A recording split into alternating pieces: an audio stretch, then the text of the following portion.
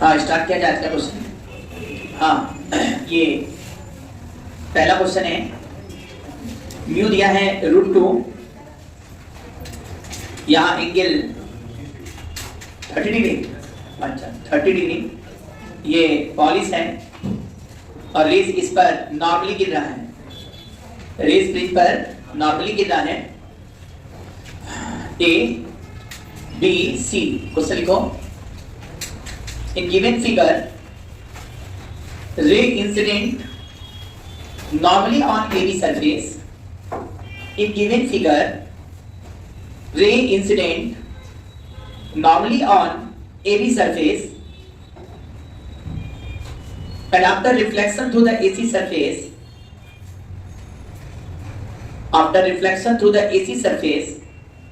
it incident on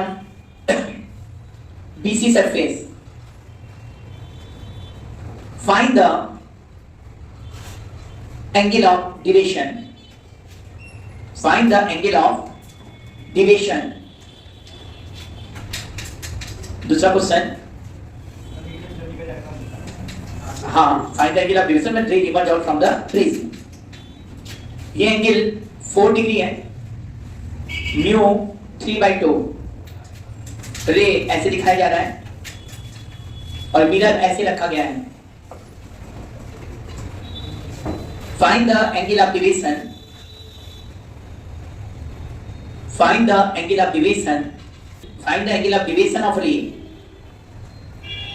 after reflection through the mirror. Find the angle of deviation of ray when it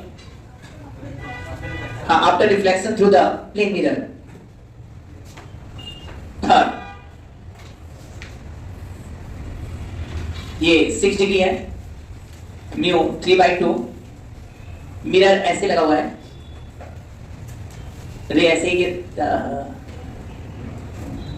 इसमें भी, तीसरे question में भी, find the angle of deviation after reflection through the mirror.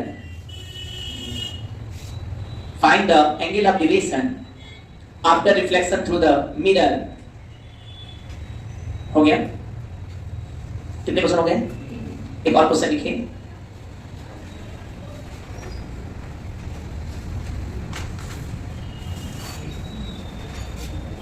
One of equal side of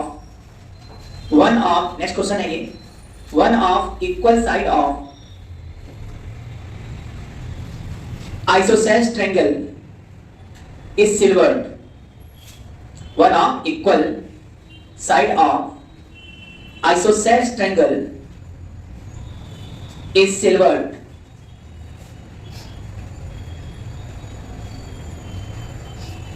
देखिए अपना isosceles triangle is silvered.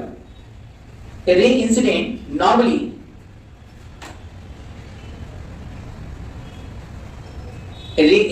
normally on other equal surface. Ray incident normally on other equal surface, and after twice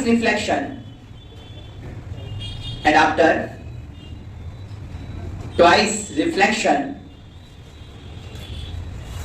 ray emerge out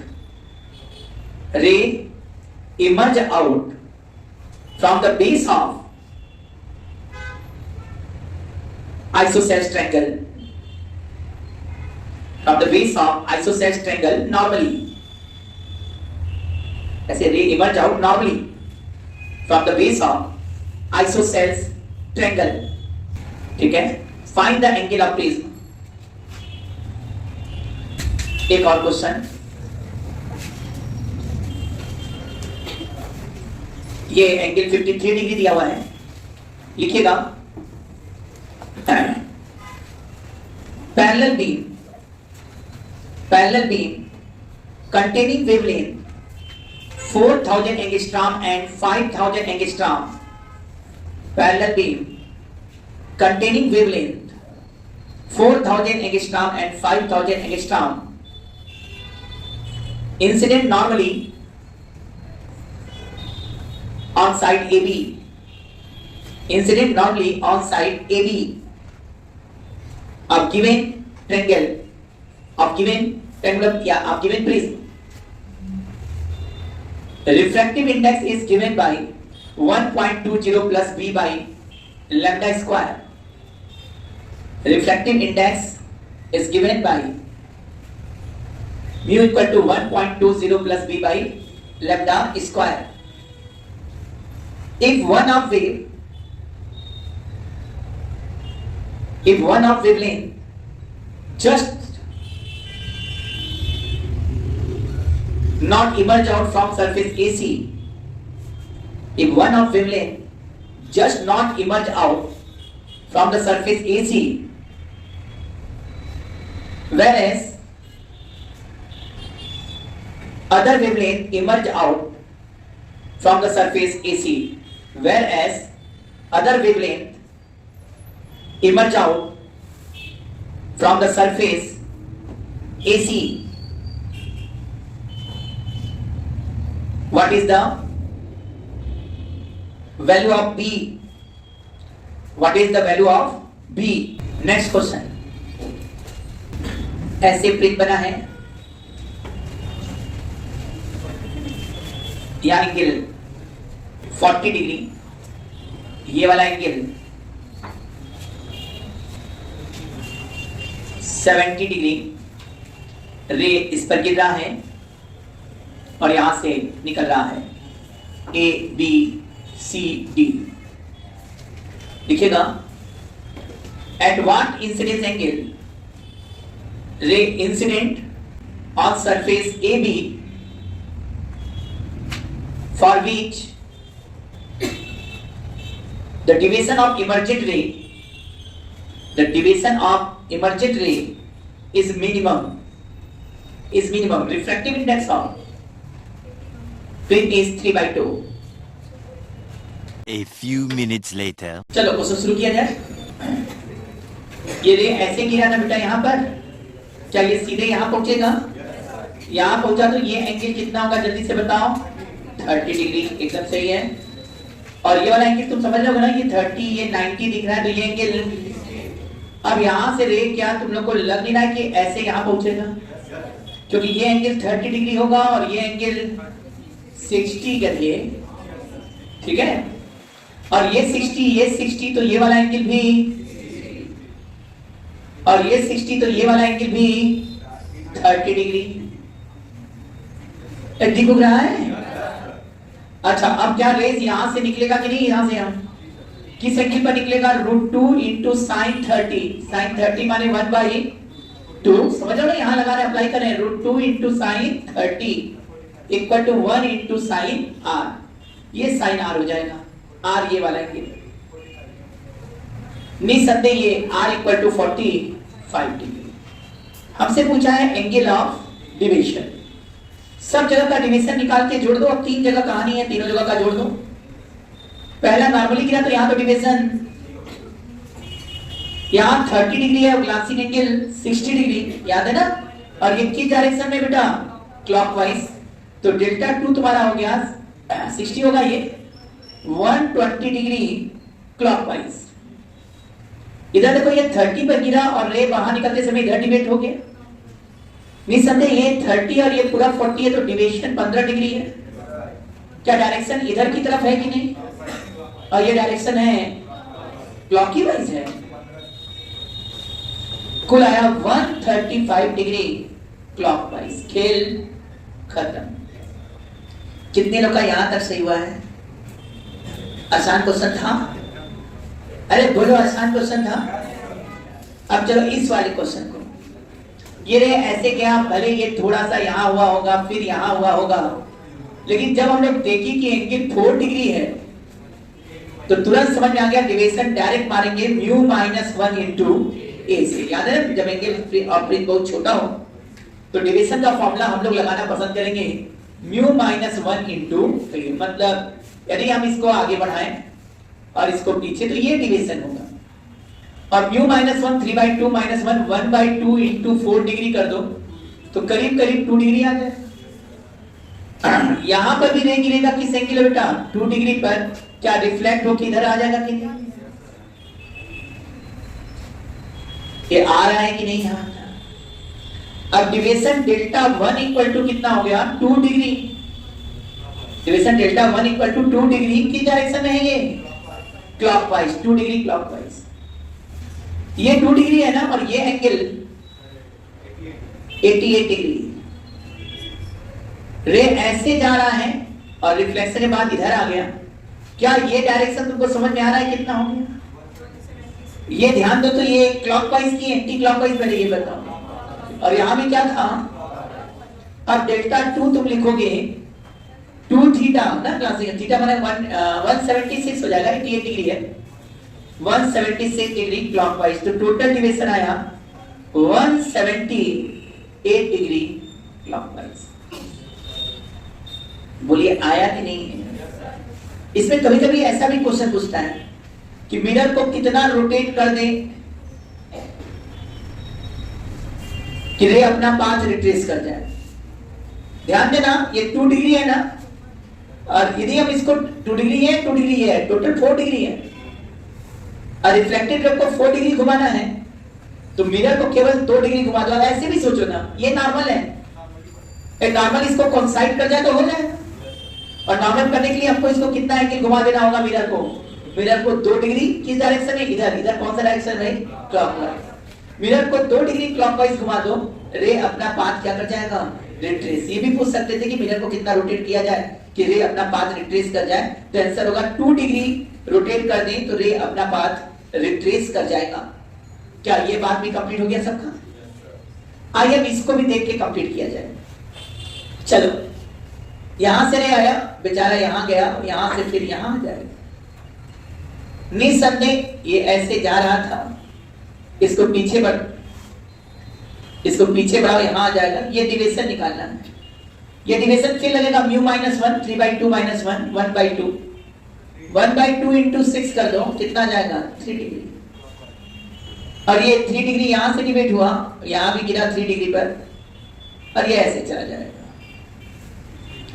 deviation delta 1 बराबर 3 degree, ध्यान दीजिएगा clockwise है, लेकिन delta 2 ध्यान दो, ये एंटी क्लॉकवाइज है। ग्लांसिंग एंगल 3 डिग्री है, मतलब 60 डिग्री एंटी क्लॉकवाइज। 6 डिग्री लिखिए, 6 degree anti clockwise. Total deviation कितना हो जाएगा? 3 है और 6 है, तो 3 माइनस 6 होगा, माइनस 3 मतलब एंटी क्लॉकवाइज में आएगा। आंसर होगा 3 degree anti clockwise. Any problem? शायद तीनों क्वेश्चन खत्म हो गया। बोलो हाँ, और क्या? इसके बाद भी क्वेश्चन था क्या? इसको पूरा गायब कर दो। अब अच्छा, इसके पहले ना हम लोग एक और क्वेश्चन दिए थे। हम लोग आ जाए लौट के, कहां तक पढ़े थे? एक क्वेश्चन दिए थे कि एक आइसोसेलेस ट्रायंगल प्रिज्म है जिसका एक इक्वल साइड पॉलिश कर दिया, और रेस गिर रहा है दूसरे इक्वल साइड में नॉर्मली गिर रहा है, और 2 बार ये रिफ्लेक्शन किया। निसंदेह यहां से तो रिफ्लेक्शन हो गई, और यहां से रिफ्लेक्ट होकर ये यहां पहुंचेगा। यहां नॉर्मल खींच लो, फिर यहां से ये रिफ्लेक्ट होकर बेस से नॉर्मली निकल जाएगा। आप लोग ये समझ रहे होंगे, ये दोनों साइड इक्वल है। यदि हम इसको मान ले अल्फा एंगल, तो ये भी अल्फा हो जाएगा, और ये बीटा मान लो। चलो, ये बीटा निकालना एंगल अपने कोई दिक्कत? अच्छा, एक बात बताओ, यहां पर रे गिरेगा, यहां नॉर्मल डाल दो, क्या ये एंगल बीटा पर गिरेगा? क्यों बदमाशी कर रहा है? बीटा पर गिरा, ये वाला एंगल भी क्या हो जाएगा? बीटा। अच्छा, एक बात बताओ, तुम्हें लग रहा है ना ये अल्फा है, ये वाला एंगल 90 माइनस अल्फा, तो ये वाला एंगल अल्फा होना चाहिए। ये अल्फा तो ये वाला एंगल भी अल्फा। तो ध्यान से देखो, कुछ करना नहीं है, सब बस ज्योमेट्री है। तो ध्यान से देखोगे तो क्या ये नॉर्मल है कि नहीं बेटा? और ये रे भी नॉर्मली गिरा है। क्या ये 2 लाइन नॉर्मल हो गए और पैरेलल हो गए?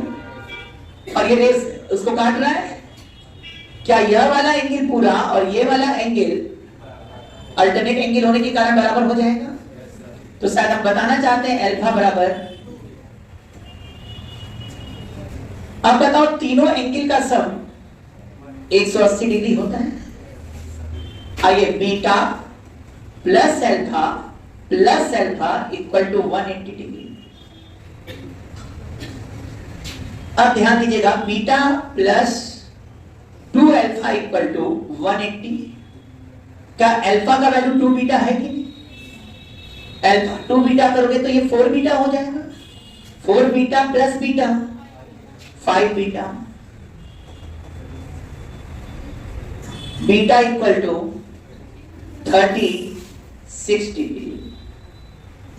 इसका मतलब है इसका एंगल ऑफ ब्रेक कितने के बराबर हो गया? 36 डिग्री। किसी का आया था एंगल ऑफ ब्रेक 36 डिग्री, तो बीटा का वैल्यू कितना आ गया? 36 डिग्री। चलो आ जाओ आगे, इस क्वेश्चन को करते हैं। कहा इसमें 2 रेज गिरा, एक जस्ट टोटली इंटरनल रिफ्लेक्टेड हो गया और एक रे बाहर निकल गया। पहले ये पहचानना होगा कौन जस्ट टोटली इंटरनल रिफ्लेक्टेड होगा, 4000 वाला या 5000 वाला। इन दोनों में से कौन जस्ट टोटली इंटरनल रिफ्लेक्टेड होने जा रहा है, जरा समझना अच्छे से। ये रे यहां पहुंचे, mu equal to 1.20 plus B by lambda square बता रहा है कि जिसका लेमडा ज्यादा उसका म्यू। अच्छा, इसका मतलब ये जस्ट टोटली इंटरनल रिफ्लेक्टेड हो रहा है, तो एक के लिए क्रिटिकल एंगल का काम करेगा और दूसरे का क्रिटिकल एंगल बड़ा होगा, तभी तो इधर से रिफ्लेक्शन ना करके इधर से निकल गया। इसका जो छोटा क्रिटिकल एंगल जिसका होगा वो पहले रिफ्लेक्शन करेगा, टोटल इंटरनल रिफ्लेक्शन करेगा। भाई क्रिटिकल एंगल कम है तो यहां रे दोनों गिरेंगे, दोनों का एंगल कितना होगा? 53 डिग्री है। तो रिसेंटली एक जस्ट टोटल इंटरनल रिफ्लेक्शन करा तो एक का क्रिटिकल एंगल 53 डिग्री है और एक का क्रिटिकल एंगल 53 से ज्यादा है। खोजना ये किसका 53 डिग्री है, तो जिसका कम होगा क्रिटिकल एंगल वही ना 53 होगा, तभी तो दूसरा वाला निकल पा रहा है। अब ध्यान देना, sin थीटा c बराबर 1/2 होता है। जिसका लेम्डा ज्यादा उसका म्यू कम और जिसका म्यू कम उसका क्रिटिकल एंगल ज्यादा। डायरेक्ट बोले जिसका लेम्डा ज्यादा उसका क्रिटिकल एंगल ज्यादा, क्योंकि लेम्डा ज्यादा तो म्यू कम तो क्रिटिकल एंगल ज्यादा। तो शायद हम बताना चाहते हैं इस क्वेश्चन से कि जिसका म्यू ज्यादा उसका क्रिटिकल एंगल भी, जिसका लेम्डा ज्यादा उसका क्रिटिकल एंगल ज्यादा। इसका मतलब 4000 और 5000 में जो जस्ट टोटल इंटरनल रिफ्लेक्शन होगा, एक निकल जा रहा उधर, तो किसका क्रिटिकल एंगल छोटा होगा? 4000 एंगस्ट्रॉम वाले का क्रिटिकल एंगल छोटा है और ये जस्ट टोटल इंटरनल रिफ्लेक्शन होगा, जबकि 5000 वाला बाहर निकल जाएगा। शायद यही पकड़ना था, क्योंकि यहां तो एंगल 53 डिग्री है, इससे पता चल गया कि 4000 वाले का क्रिटिकल एंगल 53 डिग्री है। और तुम समझ गए होंगे यदि क्रिटिकल एंगल 53 है तो sin 53 equal to 1/μ, mu equal to 1/sin 53 हो गया और sin 53 0.8 होता है, उसके हिसाब से 10/8 शायद ये 5/4 1.25 रिफ्रैक्टिव इंडेक्स। किस वेवलेंथ के लिए रिफ्रैक्टिव इंडेक्स 1.25 होगा? 4000 के लिए कि 5000 के लिए? कैसे पता कि 4000?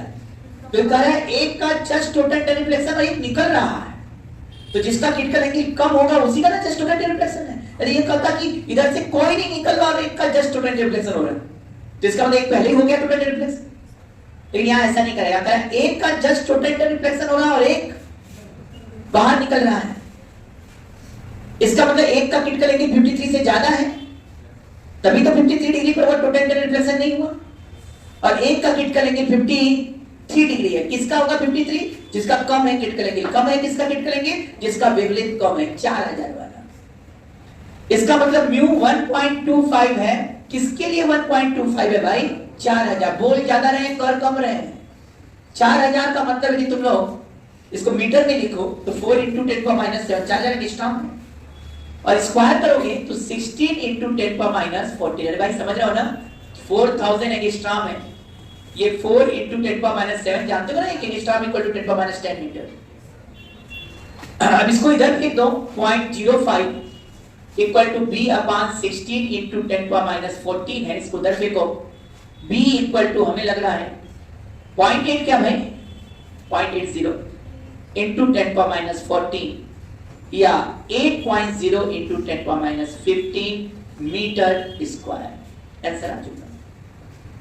शायद पूरे क्वेश्चन का जान एक ही बात है, म्यू निकालना। और वो म्यू कैसे समझ में आता, म्यू आएगा लैम्डा पता हो बी निकल आएगा।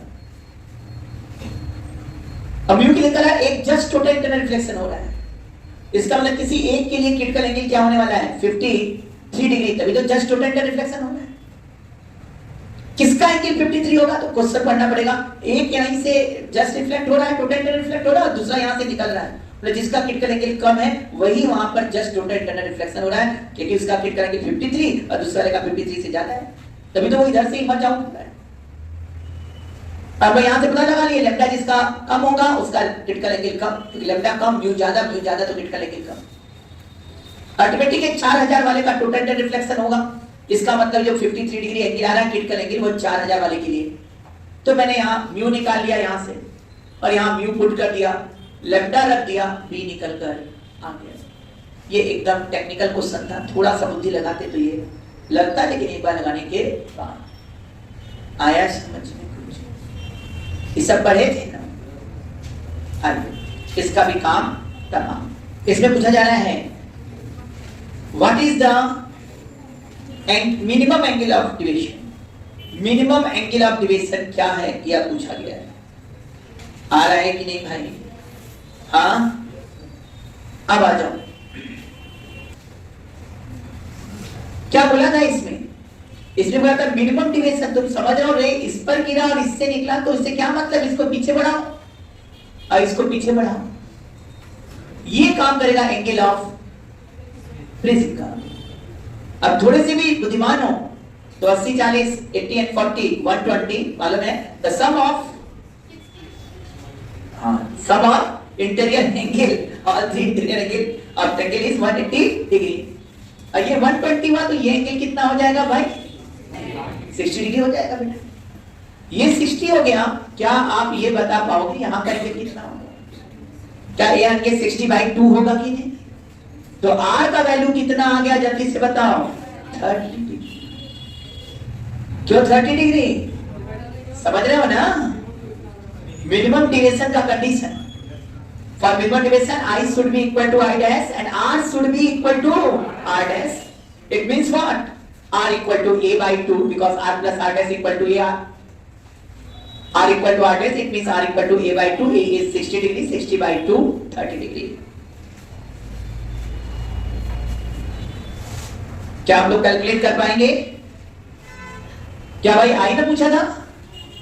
क्या हो जाएगा 1 into sin I equal to mu. Mu means what? 3/2 into sin 30 degree. 3/2 sin 30 1/2 3/4 sin I equal to 3/4। यदि आप लोगों को याद हो, हमने आप लोगों को बोला था कि वाटर के लिए क्रिटिकल एंगल 49 डिग्री है, तो मतलब sin theta c equal to 1/μw। μw यदि याद करो तो 4/3 3/4 है, मतलब 3/4 है तो क्रिटिकल एंगल 49 डिग्री, यहाँ भी 3/4 आ रहा है, या तो आंसर यही हो जाएगा I equal to sin inverse 3/4, या ये वैल्यू हम लोग को याद है 49 डिग्री। याद रहे तो ठीक, देख लेना ऑप्शन जैसा देगा उस पर डिपेंड।